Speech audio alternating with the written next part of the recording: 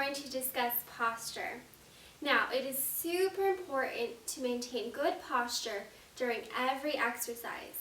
If you're performing an exercise incorrectly and with poor form, it's basically useless.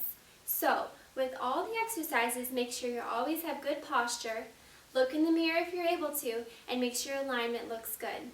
So a few major points to think about. For the shoulders, with any shoulder exercise, you want to have the shoulders back and pulled down, almost like you're trying to pull those shoulder blades down into your back pockets. If you're performing an exercise with poor form like this, you're therefore going to hit those deltoids, anterior, lateral, posterior, way differently than if you performed it correctly with good form. So just keep that in mind. Another thing to be aware of is the alignment of your spine. Some people tend to stand with more curvature in their back or leaning back. Some do the opposite, kind of crunch forward.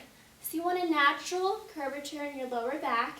Keep those abdominals pulled up and in to keep a good spinal alignment. Another major thing to be aware of is the knee alignment. So for any leg exercises, especially for example squats, you want to make sure you have good alignment there. For example, if you're going into a squat here, look what my knees are doing.